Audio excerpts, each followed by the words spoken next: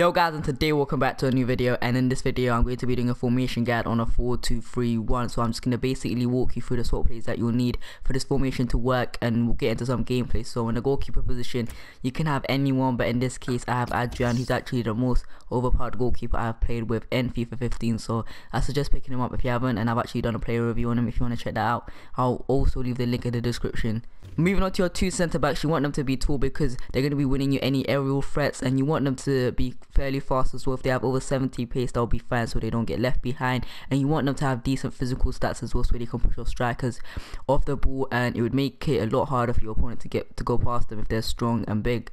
Moving on to your left back and right back, you want them to have over 80 pace, and you want them to have decent work rates as well. So if they have medium work rate or high medium work rate, then they'll be fine so they don't go up the field too much and leave your defense exposed.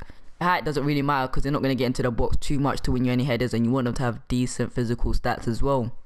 Moving on to your two CDMs, you want them to have decent work rate. So medium high is actually a perfect work rate for your CDM, and you want one of your CDM to be really defensive, and your other CDM, you want them to have good passing and good shooting so you can assist your cams and strikers.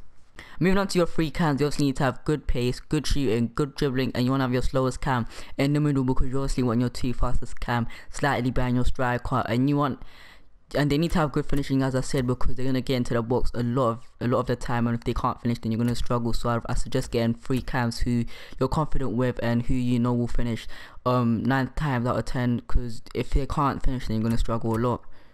Moving on to your striker, as any other striker, you obviously want him to have good finishing, good dribbling, good pace, and you want him to have good physical stats so he doesn't get pushed off the ball, and so he can stand his ground basically.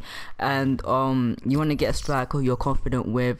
In this case I have Jovetic, who's so OP. I might do a player review on him, but I suggest getting someone that's strong, and it would really help if he's tall as well. So just in case you have no option, you can just cross it into him and he'll probably win the header if he's tall.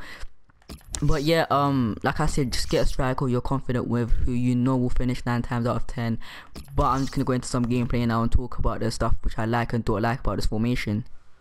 The one thing which I don't like about this formation is that you're forced to play one style of football, which is 1-2 passing and over the top through ball. You can't really run down the wings, cross it in or cut in because you have no wingers, so you're forced to play one style of football, like I said, which is 1-2 passing. And this formation is just perfect if you're the sort of player who likes to keep possession and who likes to pass, because you have so many options available for you to pass. But like I said, this is not the sort of formation that you use to run down the wings and cross it in, because it's not going to work. And the one thing which I like about this formation is that it's so easy to keep possession because there's always someone available to receive the ball. So like, you shouldn't really run out of options.